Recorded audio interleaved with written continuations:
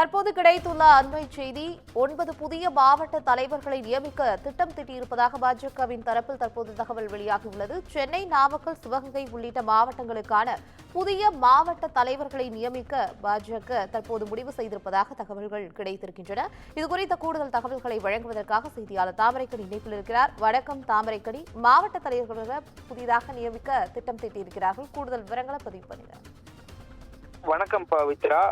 தமிழ்நாடு பாஜக மட்டுமில்லாமல் இந்தியா முழுவதும் பாஜகவில் உட்கட்சி தேர்தலானது மிக தீவிரமாக நடைபெற்று வருகிறது.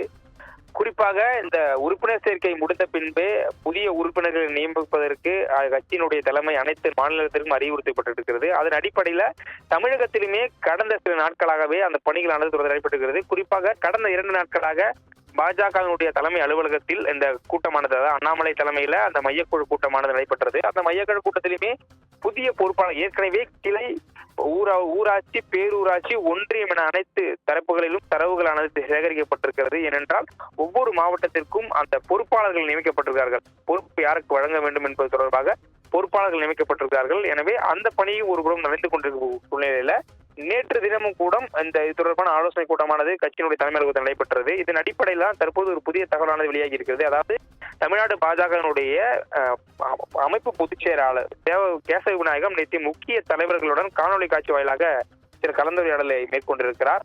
அந்த கலந்துரையாடலை பொறுத்த வரைக்கும் பாஜகவில் ஏற்கனவே மாவட்ட தலைவராக இருக்கக்கூடியவர்கள், குறிப்பாக பல்வேறு மாவட்டங்கள்ல 6 ஆண்டுகளாக தொடர்ந்து மாவட்ட தலைவராக நியமித்து தற்போது வரை பணியாற்றி வருகிறார்கள். அவர்களை உடனடியாக மாற்ற வேண்டும். ஏனென்றால் கட்சியில் 6 ஆண்டுகள், கட்சியை பொறுத்த வரைக்குமே கட்சியின் விதிப்படி ஒருவர் 3 ஆண்டுகள் இருக்கலாம். அதன் அடிப்படை அடுத்த 3 ஆண்டுகள் இருக்கலாம். அதற்கு மேல் அந்த கட்சி பொறுப்பில் அவர்கள் இருக்கக்கூடாது என்பது கட்சியின் விதி.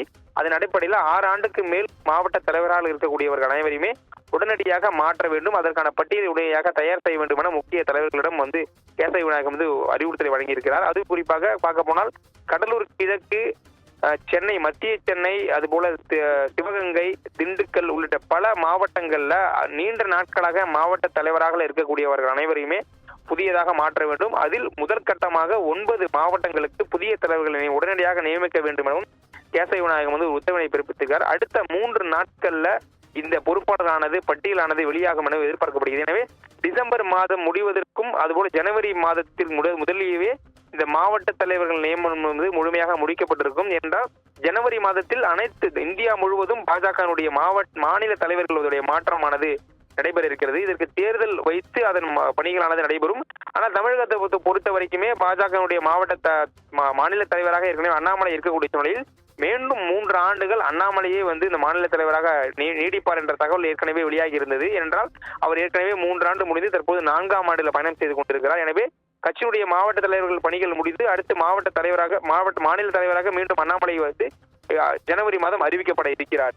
பவித்ரா, தகவலுக்கு நன்றி தாமரைக்கணி.